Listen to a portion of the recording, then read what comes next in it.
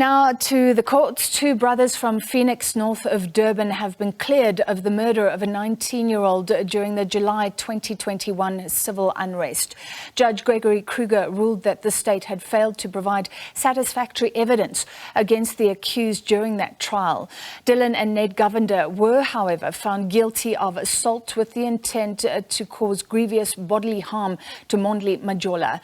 The matter has been postponed to the 5th of July for sentencing. Their bail has been extended until then.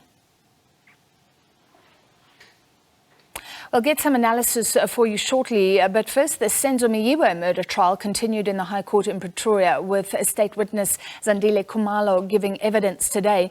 Khumalo, of course, the sister of singer Kelly Khumalo, who was dating the soccer star at the time of his murder in their mother's home in 2014. She was one of the people in the house and broke down describing how they tried to keep Meyiwa alive on the way to hospital. To discuss, we're joined by SABC News reporter Ofentse Setimo. The state prosecutor, George Beloy, what is he trying to achieve as he leads Khumalo in this testimony that we've been hearing today? Thank you very much. Well, I believe that he's actually leading the evidence of Ms. Khumalo to try and show the court what actually transpired, and to a certain extent to try and corroborate some of the stories that were actually made by previous witnesses. As you can remember, that the standpoint of the defense counsel is to say that the story of the intruders is a made-up story. Hence now, Advocate George Beloy is trying to take through the court in terms of the encounter that Zandile Khumalo actually went through during the time when the intruders, or the reported intruders, actually entered at the Khumalo home. And she's actually pointed to one of the accused, Bongani Ntazi, so identifying him as one of the intruders. But can you confirm none of the others have been positively identified in court? Yes, I can definitely confirm that she could identify Ntanzi, but said that suspect number one, who was actually there, who was holding the firearm, she could not identify him in the courtroom, which means that he's definitely not in the courtroom in terms of her memory.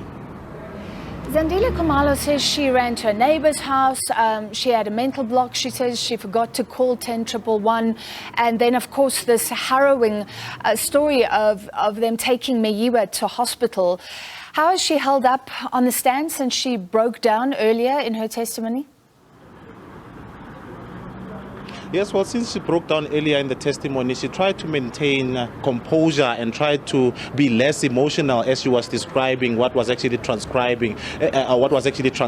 As you can imagine, once they were in the car, actually driving Senzo Meyiwa to the car, she was saying that they were all taking turns, in terms of trying to apply pressure on the gunshot wound, which was actually on Senzo Meyiwa's torso. That's when she actually, lost control of her emotions. But later on, she tried to stand her ground and become strong, even though some of the stuff she was talking about was quite emotional. The one that actually, caught my attention was when she was saying that shortly after they had actually admitted Senzo Meyiwa to the hospital, her mother and Longwetwala arrived shortly afterwards, and the mother asked where they had put Senzo, and she says she pointed, saying that they put him in that room. And when she went there, moments later, she started hysterically crying, and that's when Zandile says she knew that there was definitely something wrong happening in the ward where Senzo was admitted.